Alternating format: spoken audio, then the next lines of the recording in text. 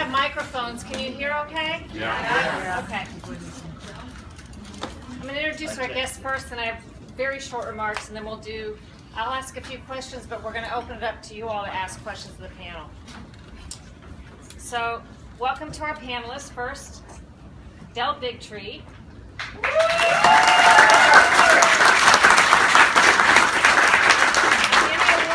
Producer on the daytime talk show The Doctors, with a background both as a filmmaker and an investigative medical journalist. He's best known for combining visual, impactful imagery, raw emotional interviews, and unbiased investigative research into stories that push the envelope of daytime television. When he began investigating the story of the CDC whistleblower and the alleged fraud perpetrated by the most trusted public health body in the U.S., he says he soon realized he had stumbled upon a story of corruption and deception beyond any he had ever seen.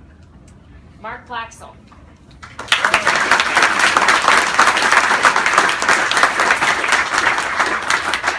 He's co-authored several books, including Vaccines 2.0, The Careful Parent's Guide to Making Safe Vaccination Choices for Your Family, and The Age of Autism, Mercury Medicine, and a Man-Made Epidemic. He's the father of a daughter diagnosed with autism, chairman and co-founder of the Canary Party and Health Choice, editor-at-large for Age of Autism, and a former director of Safe Minds. He's authored and peer-reviewed countless articles in medical journals and testified to and served on many government-sponsored panels involving vaccine safety. In his other life, he's been named one of the world's leading IP strategists. He's co-founder and executive director of XLP Capital, was co-founder and managing partner of 3LP Advisors, and a 25-year veteran of the Boston Consulting Group, where he was a senior vice president and partner. He earned an MBA with distinction from Harvard Business School and an AB from Princeton University's Woodrow Wilson School of Public and International Affairs, where he graduated summa cum laude and Phi Beta Kappa. All right.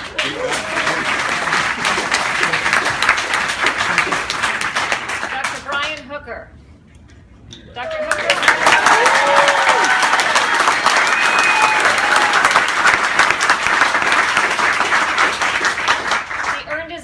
In biochemical engineering from Washington State University, an associate professor at Simpson University in Redding, California. He specializes in biology and chemistry. The father of a vaccine-injured child, Hooker is well known for his concerns regarding vaccine safety and the conflicts of interest within CDC. Stephanie Seneff.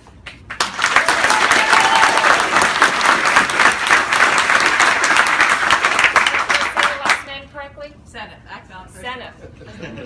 Dr. Seneff is a senior research scientist at MIT's Computer Science and Artificial Intelligence Laboratory. She has a BS degree in biology and a PhD in electrical engineering and computer science, both from MIT. Her recent interests have focused on the role of toxic chemicals and micronutrient deficiencies in health, with a special emphasis on the pervasive herbicide Roundup and the mineral sulfur. She's published over 24 peer-reviewed journal papers over the past few years on these topics. Holly Tommy.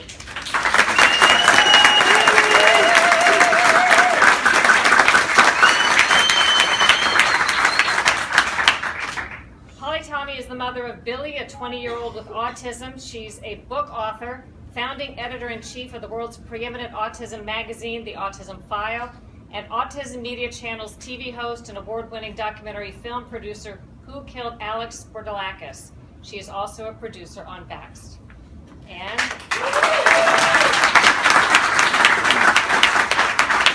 last but not least, Andrew Wakefield.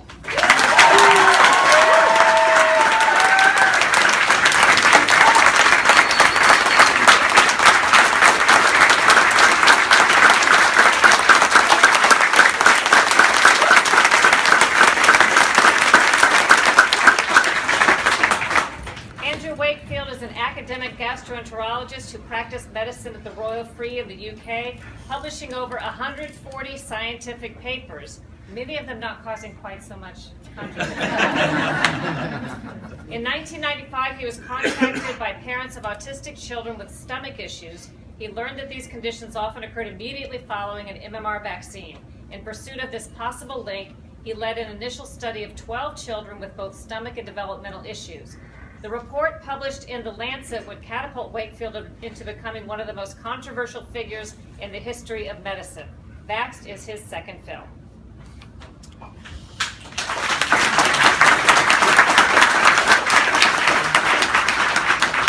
just have a few short remarks, if you'll indulge me, before we open up to questions with our panelists.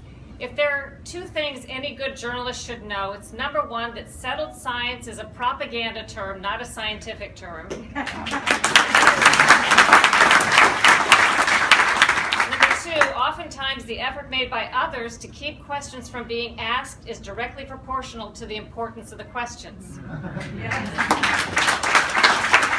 By the 1930s, many recognized cigarettes as a risk for lung cancer. Studies confirmed it in the 1940s and 50s, while for years, many in the industry, government, and medical field continued to dig in their heels and dispute the evidence. An orchestrated propaganda campaign, including industry-backed studies, successfully confused the public and even doctors who should have known better. Think of this, as late as 1960, only 1/3 of doctors surveyed believed cigarettes were a culprit in lung cancer. 2/3 didn't think so. Not long ago, two former editors-in-chief of the New England Journal of Medicine wrote a remarkable letter in the British Medical Journal. They expressed alarm at the extent to which research partnerships between industry and academics, that's corporations and universities, are leading to questionable science and conflicts of interest that are often ignored or excused, they said, by prestigious medical journals like the New England Journal of Medicine. About the same time, Richard Horton, the editor-in-chief of British journal Lancet, issued an equally remarkable statement, quote, "The case against science is straightforward. Much of the scientific literature, perhaps half, may simply be untrue." That's an extraordinary statement from the editor of a medical journal. He went on to say, quote, "Afflicted by studies with small sample sizes, tiny effects, invalid exploratory analyses, and flagrant conflicts of interest, science has taken a turn towards darkness." In 2013, Japan stopped recommending HPV cervical cancer vaccine due to adverse event concerns. But a scientist published an article last year claiming Japan had succumbed to nothing more than a silly overreaction to media hype. The lead author of that article reported receiving no compensation from vaccine makers. That would be an obvious conflict of interest. Because the article read to me like a press release promoting HPV vaccines and used key AstroTurf language dismissing public concerns, I dug around a little. I learned the scientist, the one who reported no vaccine funding, had previously disclosed that she did get some. Further, she also received funding from something called the Japanese Expert Board for the Eradication of Cervical Cancer, which received significant financial support from GlaxoSmithKline and Merck, the vaccines being discussed. When I contacted the scientist, she insisted she'd made the proper disclosures, but when I brought it to the attention of the medical journal where the article was published, which happened to be Lancet, they investigated and confirmed my conclusions and, to their credit, issued a correction. When it comes to the study focused on in Vaxxed, I won't be surprised to hear CDC emerge with a reanalysis of the reanalysis and brand new explanations for what their own scientists seem to indicate was fraud on their part. There's always another way to crunch the number, to shift the data, to change the sample, to get the desired results. Insiders, just like CDC's Dr. Bill Thompson, report these tactics have sadly become research tools of the trade. I won't be surprised to hear Dr. Thompson someday recast his comments and conclusions, and it would be hard to blame him. After all, he remains odd man out, still working inside the federal agency he blew the whistle on, still working alongside senior colleagues and CDC officials he accused of misconduct, only to find out nobody really cared, at least cared enough to report it in the news media or cared enough on Capitol Hill to call a hearing and ask questions.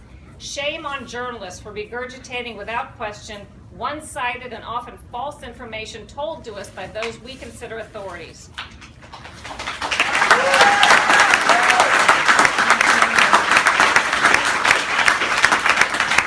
Even worse, shame on us for censoring the topic entirely because we've declared it to be closed. As an investigative journalist, I find the issues at hand today are typical of many stories I've covered. There are questions of corporate malfeasance, government corruption, and scientific fraud. History, experience, journalism, and common sense teach us it's rarely a bad idea to ask questions. And when some work so hard to silence the questions, their motivations have to be explored. So that's my...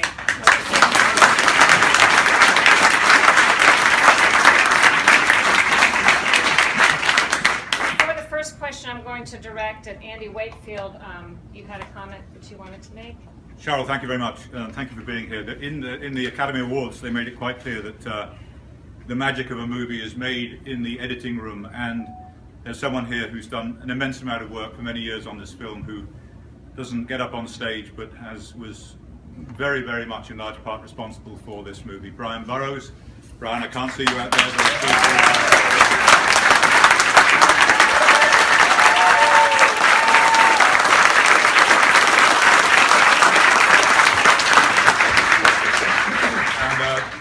thank you to my wonderful family who are here, somewhere in the audience. Again, the lights are so bright.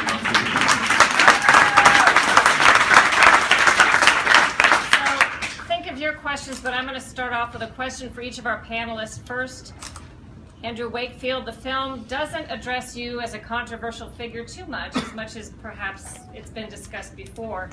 But in fact, you've been called one of the most reviled doctors in the world. How are people to believe what you say now? And why are you pursuing this cause? Thank you, Cheryl. Yeah, how about You're welcome. the most reviled doctor in the world? How about that on your headstone? Here lies the reviled. You know, one does this because it's not about me. This story is not about me at all, and I hope that comes through. This is nothing to do with me. The media try and make it about me, and they try and default back to that, everything that's happened in the past and all the lies that have been told by Brian Deere and Rupert Murdoch's media. But this movie is not about me, but it's about William Thompson coming forward from the CDC and confessing to what amounts to the most serious fraud in medical history.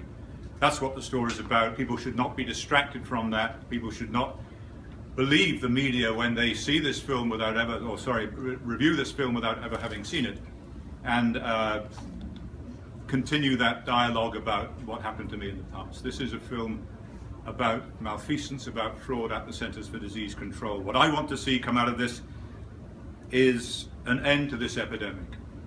Whatever the definitive cause of autism is, that lies somewhere within the vaccine schedule, and that needs to be resolved. We've got to put an end to this epidemic. We've got to do it now. We will never get a better chance in an election year when for the first time in the history of the world we have an insider from the CDC saying, in effect, that we committed a very serious fraud. I want to see justice for those who've been damaged. I want to see proper medical investigation for those who've been damaged. I want to see a future for those who've already been damaged. Justice is a very difficult thing to pin down because no one would give anything to live in the shoes of a child or an adult affected by autism or their families. So justice will elude them forever, I fear, but there must be some recognition of what has happened and due compensation. Thank you.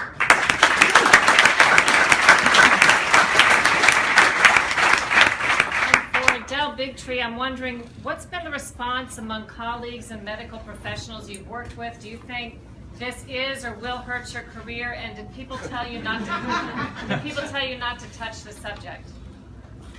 Almost everyone around me told me not to touch this subject, and I had those thoughts go through your mind.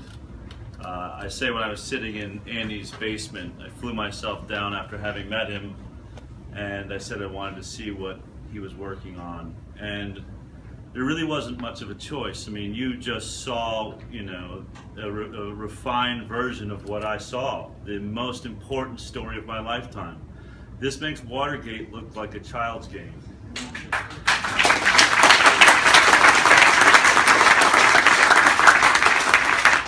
And people come up and they say, you're a hero that you took this on. I'm just a journalist. This is what journalists are supposed to do. It's my job description.